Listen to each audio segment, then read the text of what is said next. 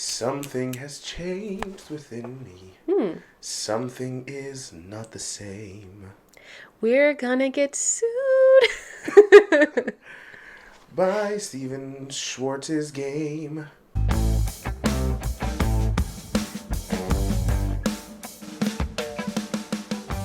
Welcome, everyone. Welcome to the Wicked Cast. Today we're only talking about Wicked. We're talking all things Wicked. We're not going to do that. Wicked 3-point shots from the Boston Celtics. Oh. Wicked dunkies and the iced coffees. Coffee? No. Coffee. I don't know how to do a fucking New England accent. Coffee. I don't know. Welcome to. Whatever Hello, the everyone. Fuck that was. Welcome to another edition of Ringside. I'm John.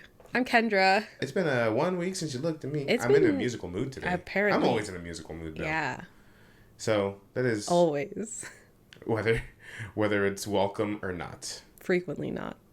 You knew what you were getting into. Huh? I said you knew what you were getting into. I was catfished. He told me he was 4'3". Okay, I did that so that when you learned I was 5'8", you wouldn't be disappointed. And yet, no, I'm just kidding. I thought. There was a brief period of time, though, where I thought he was really short. And then she just learned that I'm pretty short. Not just really short. Average height. Yeah. That's fine.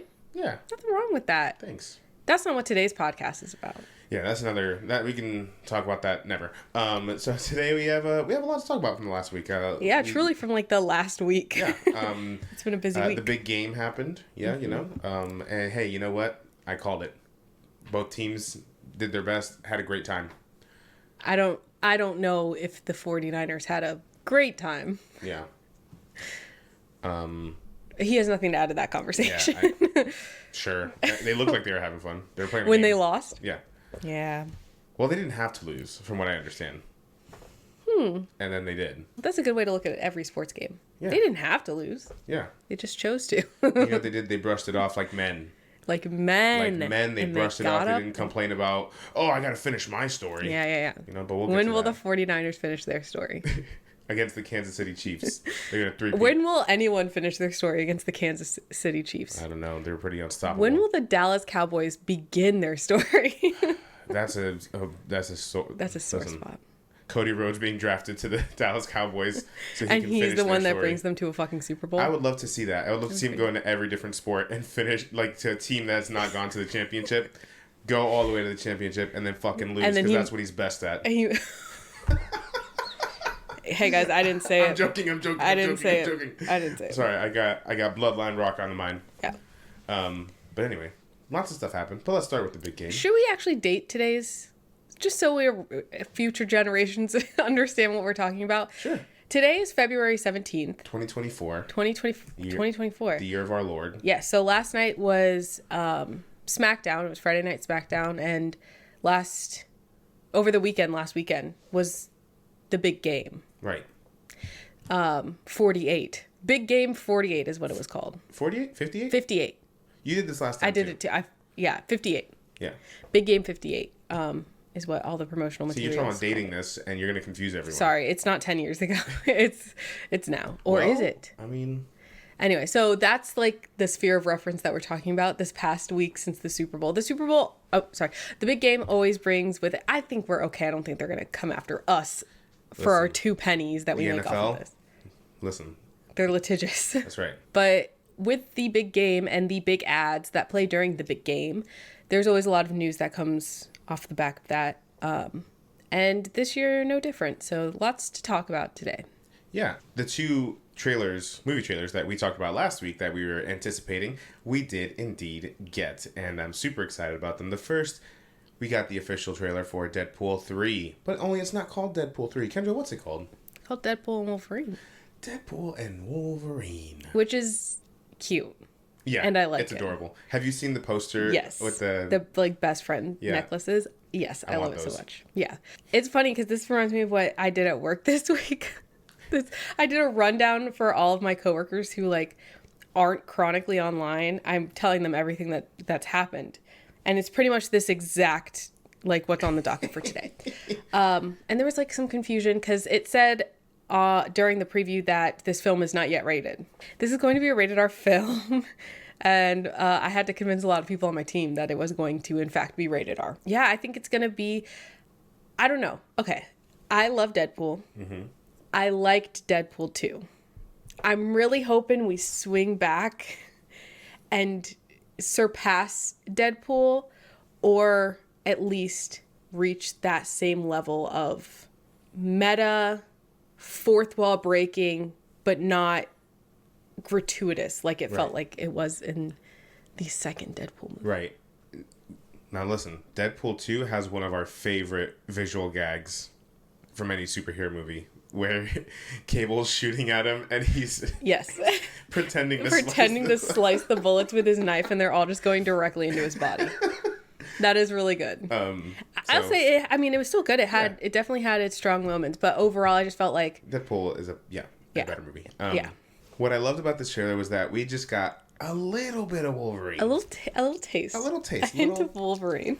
You smell that, bub? It's Wolverine. But it was still very Deadpool focused. Yeah. Which I really, really appreciated. And just the fun of, like, the possibilities that they could make this self-contained, because that's kind of the pool Deadpool lives in anyway. But they could also use it as a way to connect the MCU movies, like phases 4 and 5, in a really cool way. I'm super interested in how they approach that, because the other, like, even the Deadpool movies were somewhat kind of sort of connected with those X-Men universes, but also not really.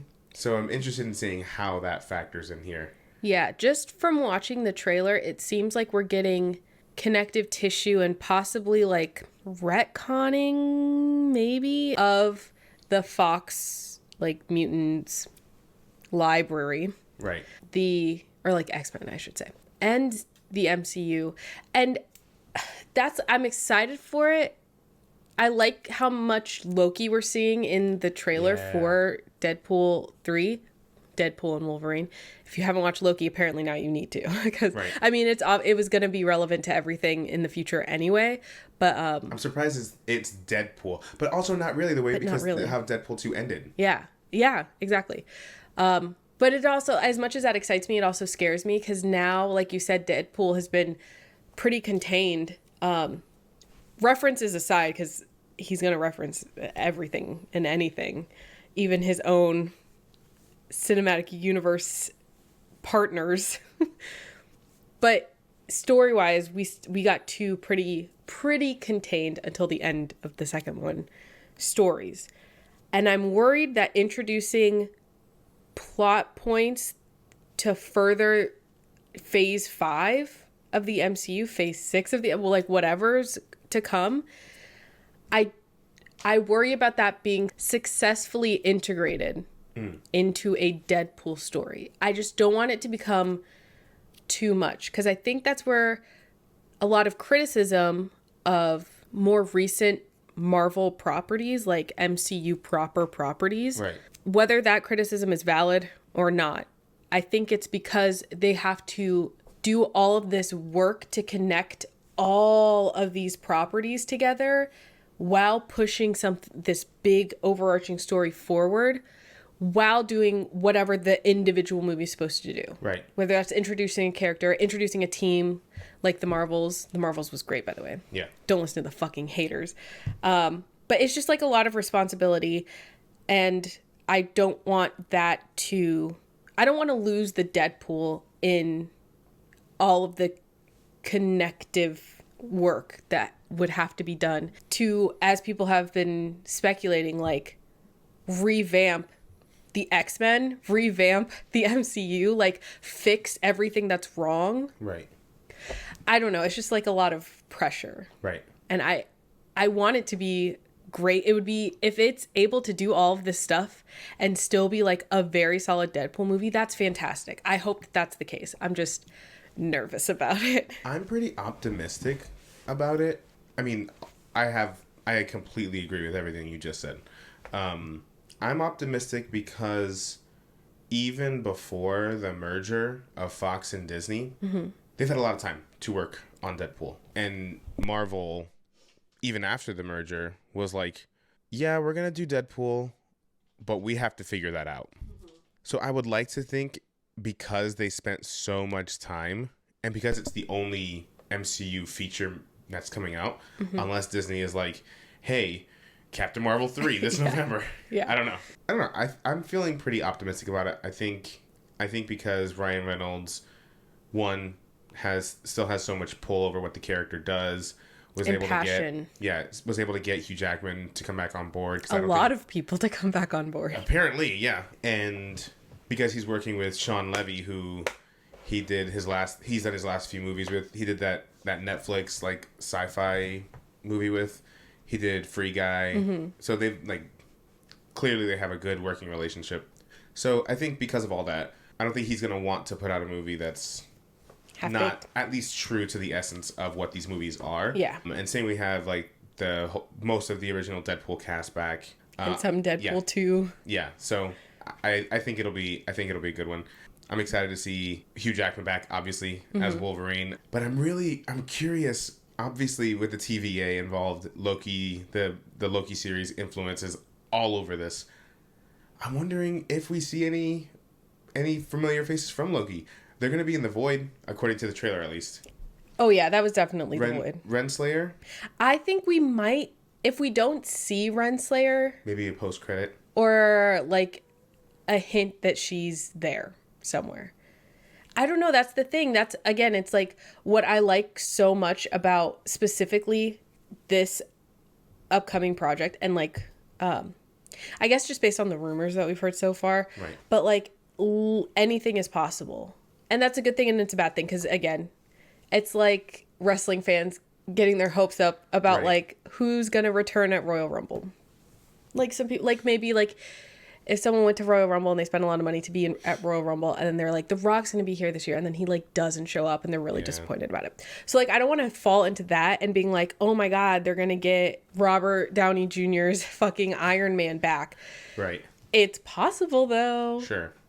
I don't know. So I'm really excited for that, but I'm also worried that people are going to get too passionate about the possibilities, right? And then be disappointed when it doesn't turn out how they want. I think we'll get some fun cameos. We saw one in the trailer, with the return of Pyro, but I don't think we're gonna see any big. Right. We know we'll see Elektra pop up in some way, shape, or form. I think we probably... I'm prepared to be wrong. I don't think we're necessarily going to see, Jessica Alba as Sue Storm. Or I don't think we'll see... Halle Berry? Well, her... I think if there's any other original X-Men, she's one of, the big names who hasn't come back for one yet. Yeah. She might. So... Maybe we'll get Halle Bailey as Storm. Now that's interesting. Hold on a second. That's interesting because their names are so similar. She was all pregnant during the time, wasn't she? They filmed this a while ago, didn't they? But then they stopped for a while because of the strikes. She's pregnant. Well, maybe. No, I don't know. That would be... I think it would be funny. I think it'd be cool too. But even if it was just a one-off. Yeah. But anyway, I'm excited for this. They gave us a lot to be excited about without giving us too much. To overanalyze. Too many of the details. Yeah. So, super excited for that one. And this other trailer, I know Wade Wilson would also be excited for. Because as we've established in Universe, he is a big musical theater fan. Yes. We got a trailer for Wicked. We did. And I'm ready to acknowledge that it is a movie. And it will Here's the thing. I think from our presence online, you could tell that we are musical theater fans. Yes. Maybe actually not, but we need to put up more musical theater things, I think. We have our playbill, our frame playbills, our frame Newsies poster. Where are they?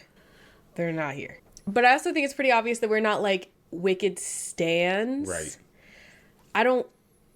Honestly, some of the stuff in the trailer, I'm like, who the fuck is that? What is this? What part of the show is it? I've seen the show, and I don't remember a lot of it. But, it looks okay. It looks okay. But how many times have we been bamboozled before by it looks okay? You know what? I'm glad they put songs in the trailer so people know it. Sort of. Sort of. But I also think that they don't want to show, I mean, it's hard to spoil a show that's been out for like 20 years or whatever, but I don't think they want to show off too much yet. And also, I just don't know how everything's going to work, because they're taking this one production, splitting it in two. Are we getting like a super literal beat for beat show? Like part 1 is act 1, part 2 is act 2? Possibly. I mean, stage musicals are fucking long anyway. I know. I don't know what to think, I guess. I'm not like a hater about it. I think it looks fine. Yeah. It looks like... It looks expansive. It looks expensive, but it looks like whimsical. Right. So as of right now, I mean, it looks like a good time. I don't have any like strong opinions either way, because it's just kind of there. Except for one thing. I am really excited for one thing. Elphaba has micro braids. Happy Black History Month. It would have been so easy for them to have just put on a straight wig and made that braid, and that had been it. And they gave her micro braids. Thank you so much. That's the one thing I'm really, really passionate about in the trailer. Yeah, I think the trailer, it looks good. I also think that movie studios continue to attempt to just fool their fans or just fool audiences into like not acknowledging that a musical is a musical. Like every musical movie trailer doesn't have any singing in it, and this was the same with the exception of the very end of the trailer, but even that there's no on-screen singing. Something has changed within me. That I'll give you. There's no on-screen singing. There's no on-screen singing. They're playing a song from the show the entire time. Right. There is singing in it. You just, if you didn't know, you would just think like, oh, this is just a song that they're putting to the trailer. Because they do that. But all the also time in like, trailers. okay, to an extent though, you have to be like living under a rock. For Wicked, you have to. For Wicked, for Willy Wonka or Wonka, like these are properties that have always had music, always been been musicals. So like I can only so much. The Mean Girls thing I get, because like that was a movie first. You would assume that it'd be a movie again. You wouldn't assume that they made a musical of the movie and then made a movie of the musical, because that's stupid. No offense to the Mean Girls movie. Tina Fey's gonna come after us next if we. Tina, no, I love you, Tina. Yeah. Tina, I love you. I quote Tina Fey at least once a week. Me too. On Tuesday specifically. Yeah. Or when one of us is sad and we go, there, lemon. Yeah. Anyway, we're big. You know what? We love 30 Rock. We love Mean Girls. Love Kimmy Schmidt. Where's my Kimmy Schmidt musical? I even like the one about the news team. I can't remember what it's called. Oh, that one was good. Breaking News? I can't. No. That's the show on YouTube. Oh, that's one. I can't remember what it's called. But at a certain point, it's like, I can be understanding to an extent of you not knowing something's a musical. But if you don't know that Wicked, the movie's going to be a musical, I think that's kind of on you. And you can't be disappointed by that. It's like being like, Les Mis is a musical? Yeah. Yeah. Yeah. Cats is a musical? Yeah. What'd you think? And yeah, I just lean into it. Like you're gonna have an audience. What you're gonna do is piss off audiences if you try to actively work to convince them that it's not a musical. Wicked is like one of the most, like, in no offensive way at all, one of the most theater kid shows you could ever make a movie out of. Right. You know who loves to see musical theater? Theater kids. Right. Put it front and center. Like, let me see it. Yeah. That's the majority of the people who are going to come to see it opening night in movie theaters, is those people. So the people who have kept the show running for 25 years. Yeah. Like those, you have an audience for Wicked. It's known world over. Show them. Anyway. Also, to be fair, this is our the first trailer we've gotten. Right. Maybe in future trailers they will lean into that a little bit more. I hope so. Just because it's just an annoying trend that it's not even just Wicked. Every studio. I also think it's part of like the trailer style, the like modern trailer style. Yeah. Well, you know what? You know who did it right was the trailer for Rent, that movie back in the day. How old is that movie? It's I mean the show's old, so the movie's old. Older. I think it came out in 2004, something like that. 20 years ago. When Mean Girls came out. So, my thing is if I remember correctly, the trailer for Rent was Seasons of Love. Like they played Like, it was the opening That of the scene, movie. yeah. Yeah. That's great. I think that works great. Yeah. Because at that point, Rent was Rent. Everyone knew what it was. Yeah. So, anyway, especially since you have, like, I know some audiences know Cynthia Erivo, but I mean, a lot of people don't. A lot of people who know Ariana Grande. Yeah. And you know she's a singer. So, anyway. I think the trailer looked fine. I like the costumes. The costumes look great. Jeff Goldblum looked great. Michelle Yeoh looked great. Is it enough to interest me to see it? I'll probably see it, even if I wasn't. Oh, I was gonna see it the whole time. I'm gonna see it just to say I did. You know what is interesting though? You know who they didn't show a lot of? Huh? They didn't show a lot of Ethan Slater.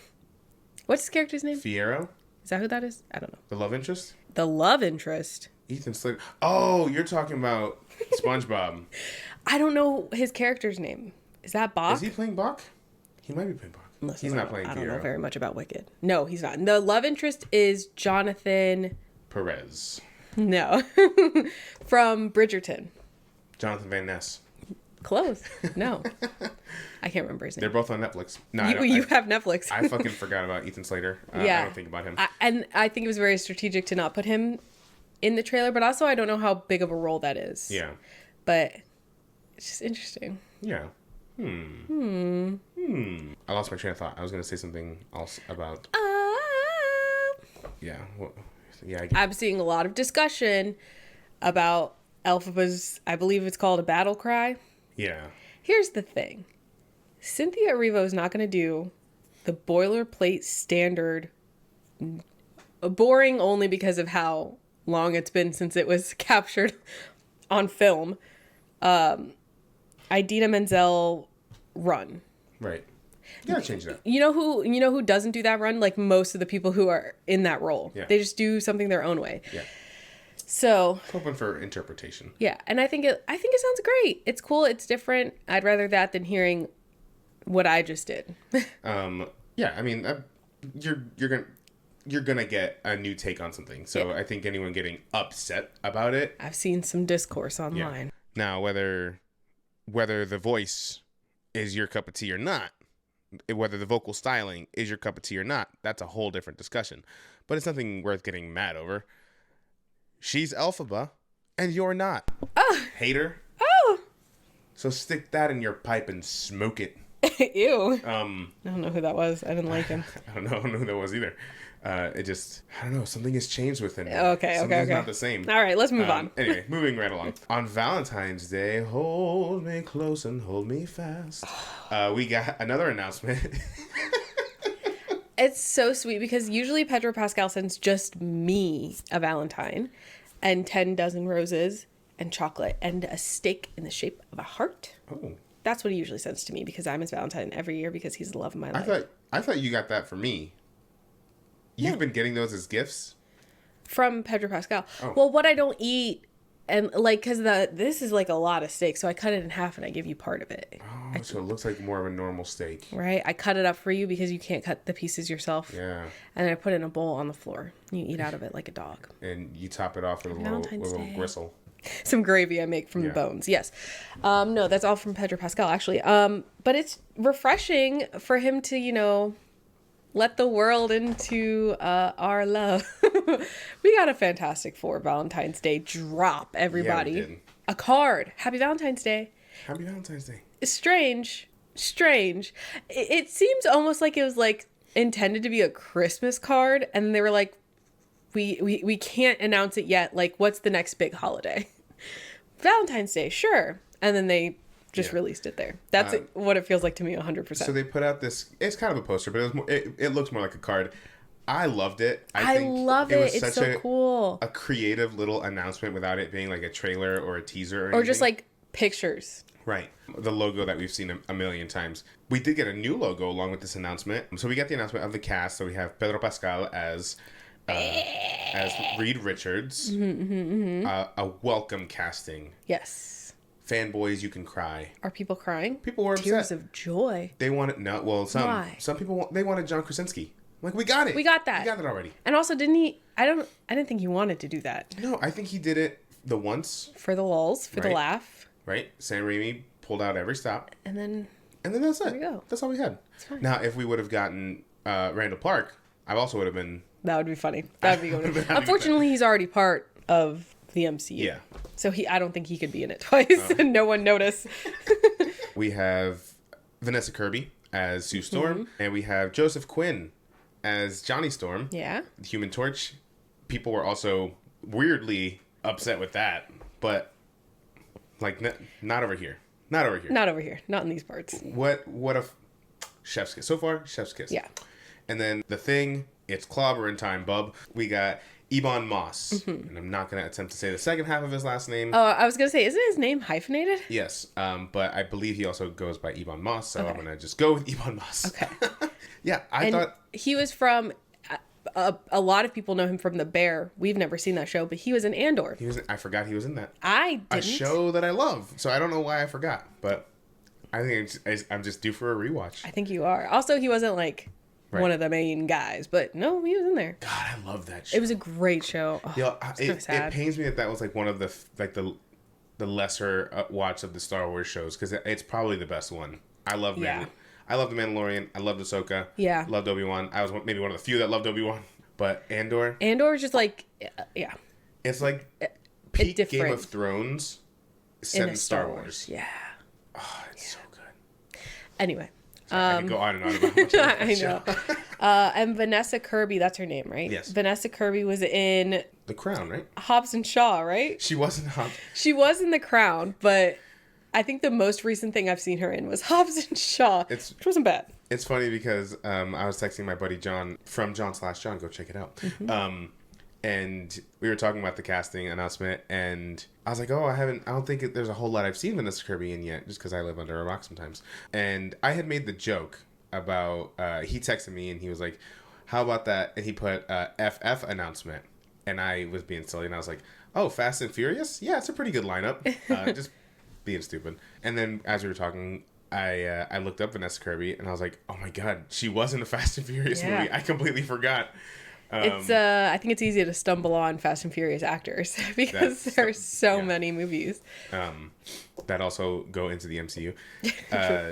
But the style of animation in that, or just the artwork style on the announcement, it looks like something out of the 60s. The logo, we got a new logo to go along with it for both Marvel Studios and for the Fantastic Four, officially titled The Fantastic Four, not just Fantastic Four or Fantastic. Yeah, all signs are pointing to this 60s style, retro futuristic. So excited. Yeah, their costumes look great in it. All like the art style, I was just like, oh, it looks like a painting. But I was looking like at the interior design of the place that we are, and I'm like, this feels like mid-century modern to me. And I was like, is this like the 60s or the 70s? And then I think you maybe were the one who told me that it was going to be, or maybe somebody else did, like it's going to be like 60s themed. You saw my TikTok. You saw it on TikTok? No, you saw my TikTok. Oh, where I talk about it. I very well know. What is the connection between the Fantastic Four and the 60s? Did it come out in the 60s? Was it set in the 60s? I wasn't sure. A little bit of both. I know the band's from like the 60s, right? A little bit of both. I believe they did the comic itself was debuted in the 60s. Okay.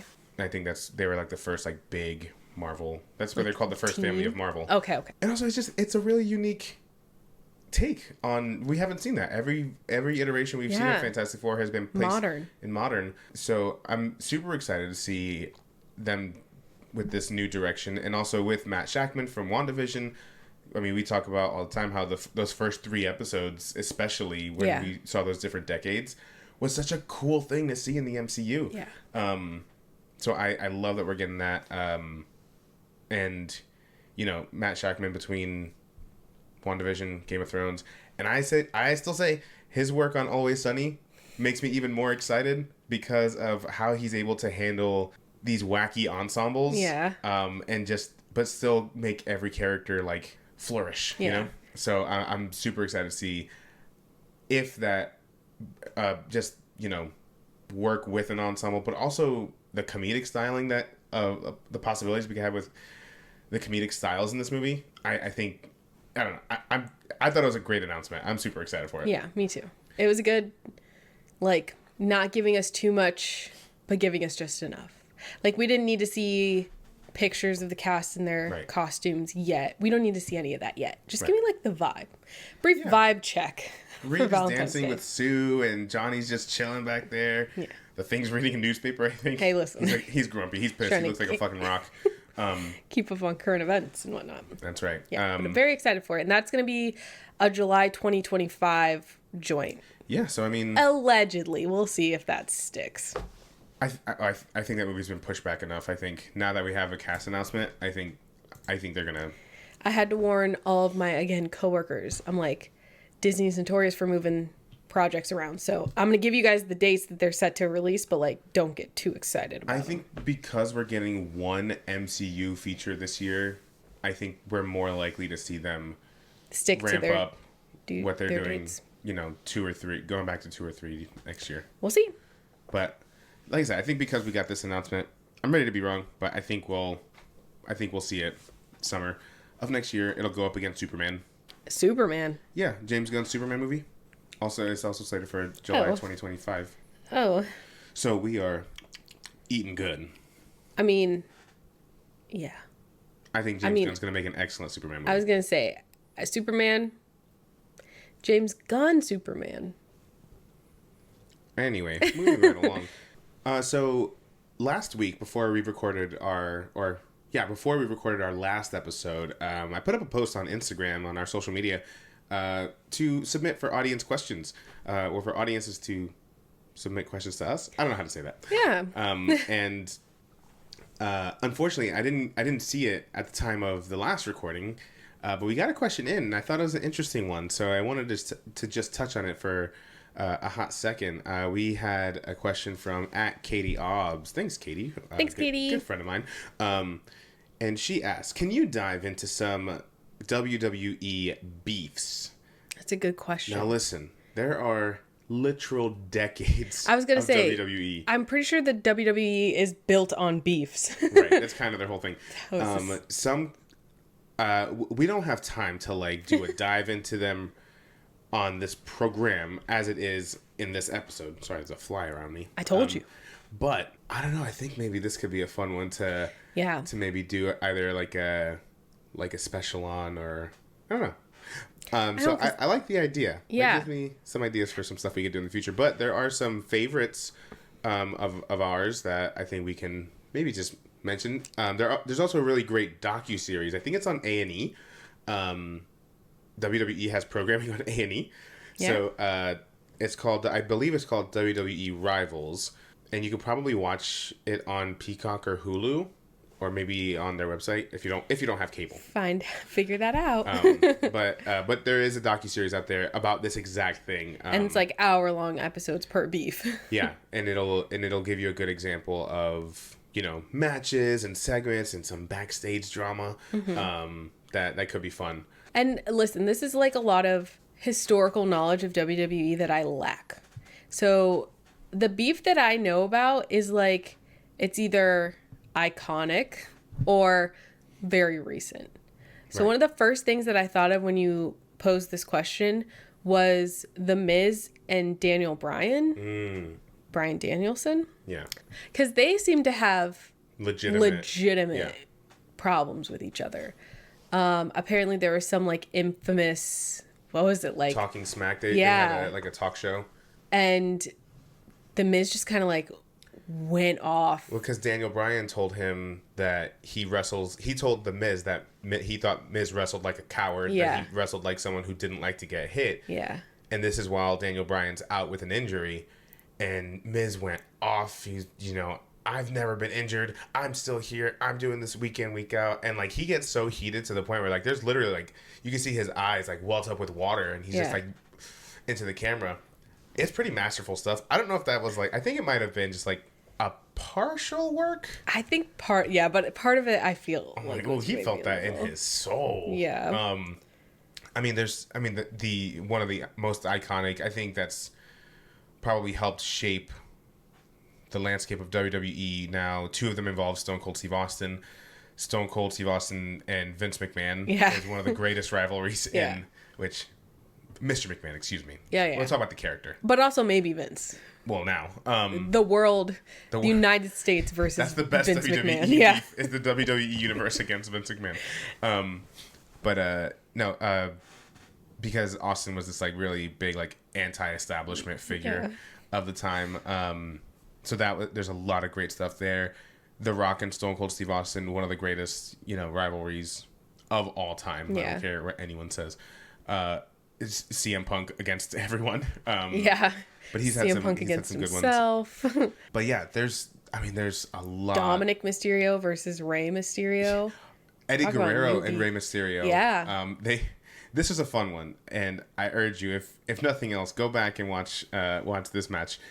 This was like one of the first like older things that you showed me. Right. After we started watching wrestling. So Rey Mysterio, iconic luchador, been in WWE for a number of years as well. He and Eddie Guerrero had a whole rivalry centered around Rey Mysterio's actual son, Dominic, who in WWE canon, we learned is actually Eddie Guerrero's son. That's so. But Rey raised him, and then they decided the way we're going to get custody for this kid, whoever gets custody is whoever wins a ladder match. Yeah. Which they get the briefcase that has the custody papers. Which is funny. And also, like, Dominic Mysterio is very much in front of the camera during this whole thing, and he's legitimately, like, 7 years old. He doesn't know what the hell's going on. He's just dragging this 7-year-old around. John Cena and Edge. I mean, you can also look up, if you're looking for some real, like, oh shit history. Edge and, what was it? Edge and Matt Hardy. Matt Hardy, yeah. And, well, by extension, the Hardys. Yeah, that's a very legitimate beef. Yeah. With full of infidelity and firing and rehiring, and it's messy. It's bad when cutting promos or in the middle of a fight, they call him by the real names. Yeah. Damn. He's like, Adam, you son of a bitch. Fuck you, Adam. That's not wrestling anymore. And the last one I wanted to touch on, a real like, oh shit. Oh my God, this is real. I urge you, Google the Montreal screw job between Shawn Michaels, Vince McMahon, and the Hitman Bret Hart. It's like that goes beyond beef. That's just like, this spanned decades before Bret Hart made an appearance in WWE again, because of how just absolute messy. The short version is that Bret Hart was champion and had a match with Shawn Michaels coming up. Bret Hart was champ. He was set to leave WWE. His contract was expiring, and he wasn't re-signing. He was making his way over to WCW. I don't know if they knew that at the time, but he was leaving the company. And they wanted him to drop the title. And I can't quite remember if it was that he didn't want to drop the title or he wanted to drop the title a certain way. I don't really know. But basically, I believe the idea was that Vince was not happy with whatever talks were happening. So basically, mid-match, Shawn Michaels hits Bret Hart's move. It's a submission move called the sharpshooter. He hits the sharpshooter on Bret, and you can hear Vince audibly yell to the ring folks, "Ring the fucking bell!" And this is in Canada. This is in Bret Hart's home country. And they cheat Bret. Legitimately cheat Bret out of the title. He had no idea it was happening. Yeah. You could see him pissed. He spits on Vince McMahon. You can see that on camera. You can see Vince wiping the spit off of his own face. And when they get backstage, Bret's he's going up and down the hall asking everyone, "Did you know about this?" He goes, "Shawn, did you know about this? Don't fucking lie to me." Vince goes in there, attempts to talk Bret Hart down? Like to calm him down. And he's like, and Bret's just like, "I'm going to go take a shower. And if you're in here, I'm knocking you out." He goes, I wish I could say that to Vince McMahon. He comes out. Vince is still there. He fucking decks him in the face. He warned him. So there's a lot of history that goes into these moments. So that's the one you'd have to like look up and like watch. That one's like kind of sad.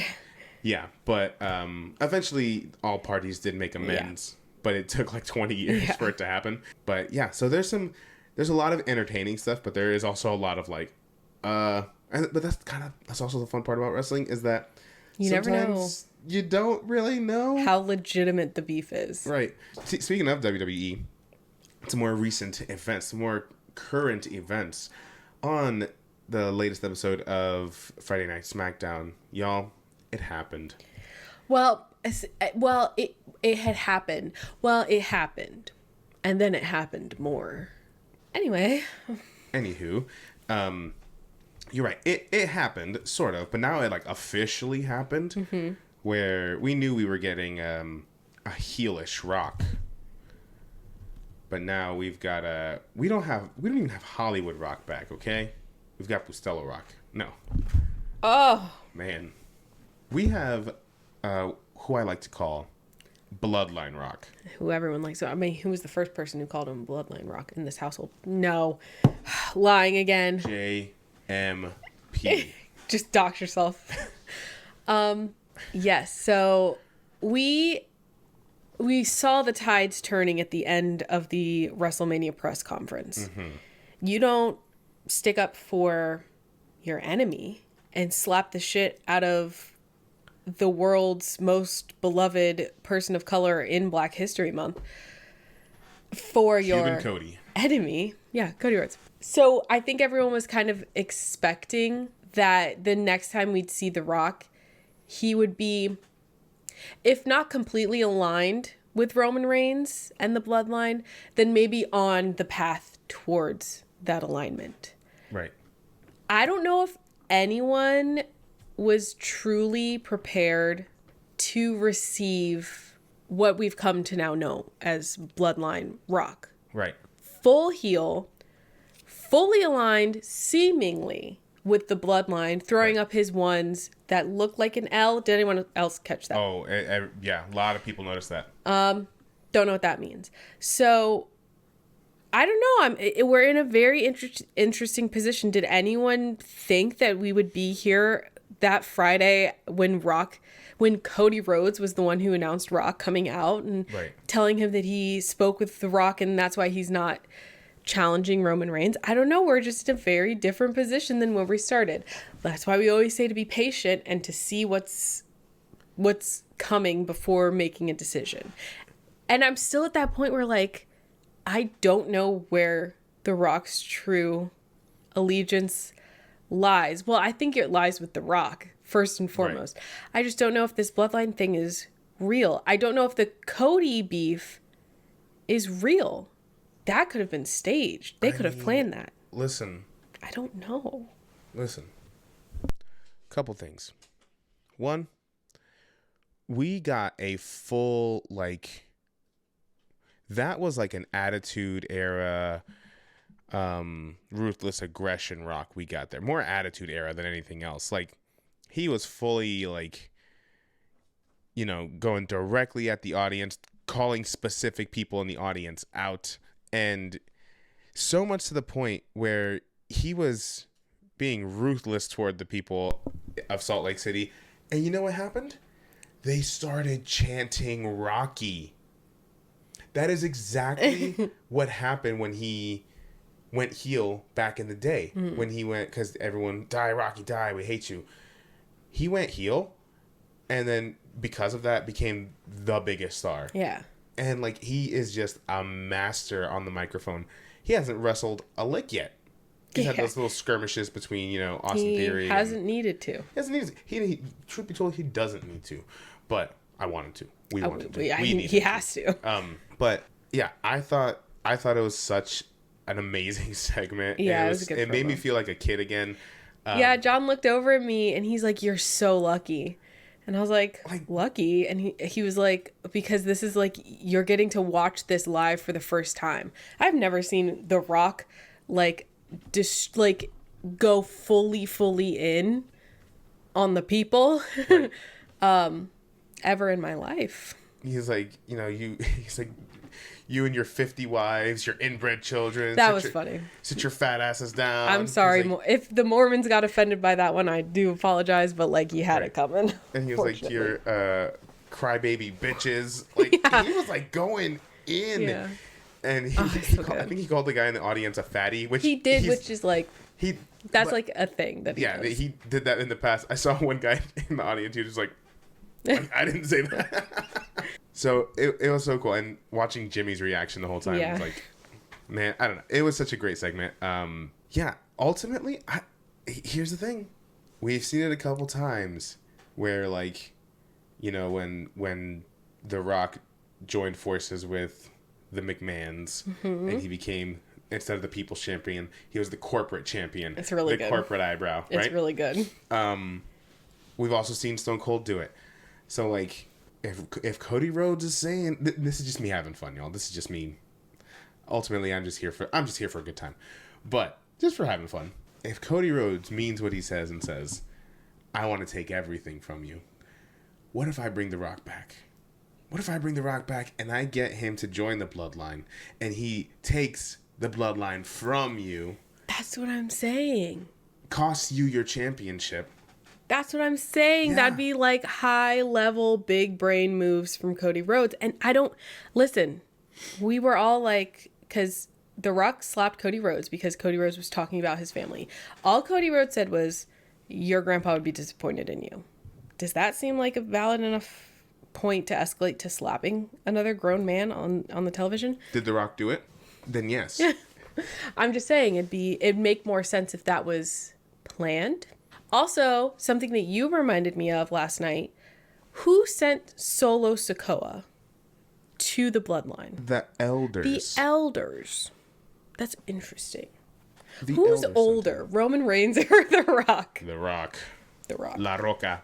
So, I wouldn't be surprised if this whole time Solo was a double agent who was instructed to spy from within the Bloodline if it got to a point where they're like, enough is enough, they're imploding our bloodline, they're destroying our legacy, like they're not doing their elders proud or whatever. If his job was to then call in reinforcements to completely shut it down, I would not be surprised if this whole time Solo took his instructions from The Rock. Directly from The Rock. And The Rock came in and was like, what if we got, hey, nobody shoot the messenger. What if we got eventually The Rock and Solo Sikoa versus Roman Reigns and Jimmy Uso? For something, for anything, just for funsies. I would love that. Poor Jimmy. He's not going to know what to do. Jimmy would be very conflicted, but he put himself in this position. He wanted to be the one to crawl back to the Bloodline. I kind of felt bad for Jimmy when Roman got out the car and gave him a hug. Yeah, it was very manipulative. And he was so happy about it. He was confused at first, but then he got real happy about it. Roman Reigns is on the an apology tour. Yeah. Roman Reigns is trying to make sure all of his subjects are in line, agreeable. But it's because he knows that he's being threatened by The Rock's presence. Yeah, ultimately, what The Rock is there for is that biggest main event at WrestleMania, which is him and Roman Reigns. So, they're all in cahoots now. If you smell what the Bloodline's cooking, love that. Love that ending. Yeah. It's just, we have so many different places we can go from here, and that's the fun of it. But I wanted to talk a little bit about that whole segment because it was great. I mean, the whole episode of Smackdown was pretty great. Yeah. It was a good one, and it was mostly Elimination Chamber qualifying match. Yeah. Was it only Elimination Chamber qualifying matches and then The Rock and Roman Reigns at the end? I don't think so. I can't remember all the matches off the top of my head though. I think it might have been. I think it was. Huh. It was 3 men's matches, 2 women's matches. We had KO and Dirty Dom. Dirty Dom was fucking cheated because of that traitor, R-Truth. They should call him R-Traitor. Damn. Really thought Dominic was going to go to Elimination Chamber. You know what? There's always next year. He's going to have to be in Australia anyway. So I guess we'll see him there. Anyway, Logan Paul and Miz had a match. Mm-hmm. So Logan Paul's also in the chamber match. We had Zelina Vega and Tiffany. It's Tiffy time, yeah. Congratulations, Tiffany Stratton. That's crazy. I saw on Instagram she posted a Tiffany epiphany. Oh my god. That's funny. Although I am pretty upset that Tiffany's background image for her intro is The changed. Barbie stuff's gone. No more Barbie font, no more Barbie Dream House. That is so sad and is so much more boring now. And her song is boring. No offense to her. But it just like sucked the personality out of it. Anyway, but also someone who got a new intro. Naomi. She had a qualifying match too. Naomi. And she also had a qualifying match. Not a fan of Naomi's new intro or music. I think it'll grow on us. I think it'll grow on us, but the other one was just so good. Yeah. But I don't know, there's this whole push now where people are like, I don't know who any of these people are when their song plays. Are you not listening to all of their songs on Spotify and memorizing them? That's your fault. I do think some of the songs are a bit too generic, but that's because but are those songs also some of the newer people who've been called up to the main roster? Maybe. Yes, they are. Anyway, I think that was all the matches. Yeah, but and then the Bloodline Rock segment. Yeah, I'm super excited to see how this continues to play out. I think we'll see an explosive moment at the Chamber. I know Cody Rhodes and Seth Rollins have a segment on the Grayson Waller effect. Yeah. Grayson Waller last year, I don't know if y'all remember, was talking some hot shit about The Rock too on Twitter. So. Oh yeah. I think Rocky might want to give him a little. Do you think The Rock's gonna go to Australia? You think so? Oh, he's confident, guys. I think that's the last stop before WrestleMania. That's the last. Yeah, that's true. PLE before WrestleMania. That's true. So I think, and with the international crowd, I think you want to make a big. That would be crazy. Yeah, because I mean, Cody Rhodes and Seth Rollins aren't having a match. Yeah. So I think, what do? You make a big splash. Yeah. With bringing out all the stars you can, even if you can't put them in matches. Yeah. All right. Fair enough. enough. Let us know what y'all think. Let us know if y'all are excited about Bloodline Rock and what WWE is doing with this storyline, Cody Rhodes and Roman Reigns. What do you think the destination of this is at WrestleMania? I still don't know. I know what they're telling me the match is. I don't know if that's the end of it. If there's going to be another match on the second night, I don't know. If you asked me a month ago, do I think Roman is losing his title at Mania? I would have given you a confidence no. Mm-hmm. Now I'm inching towards skeptical. I'm not sure it'll happen. But it might happen. But I think it might. I think it, not that it might, I think it could. Does The Rock factor into that happening? Yeah. If it happens, then yes. I would say yes. Because then I think we'll get the year-long ploy. And we might even get more than one. I've also heard, I mean, this isn't as fun because it's like actual WWE business stuff. I've heard that Saudi Arabia would like to see The Rock over there. When we all, you know what? I wanted to see the fucking Rock. Boo-hoo. But, I mean, Saudi Arabia has much more money than you or I. Do you think we're going to see any more members of the Bloodline at WrestleMania? At WrestleMania? Where else would they be? I mean, I would love to see as many of them as we could. Yeah, that'd be kind of cool. But I don't know. I don't know, because there was a moment last year, I can't remember what pay-per-view it was, but there was like, Rikishi tweeted something, right? Yeah. So I don't know. And if anyone's going to get involved, I feel like he has the most direct children involved. People who's not too old to pop up, because those other guys they're up there. But yeah, I think it'd be really cool to see him again. I've never seen him live. But I've seen a lot of his fucking ass. Yeah. I'll tell you that much. More than my own. I don't know. I'm excited, but I already love this direction they've been taking the story. The Rock talking about using whatever power he can to make sure Cody Rhodes loses. Yeah, that's right. I'm like, this is great. This is great. I'm here for it. But we want to hear what y'all think about it. Well, I think that's everything. Yeah. I think that about does it, brothers and sisters. And is the way for people to ask questions like something that's always available, like always constantly open, or it's just when you put up a poll?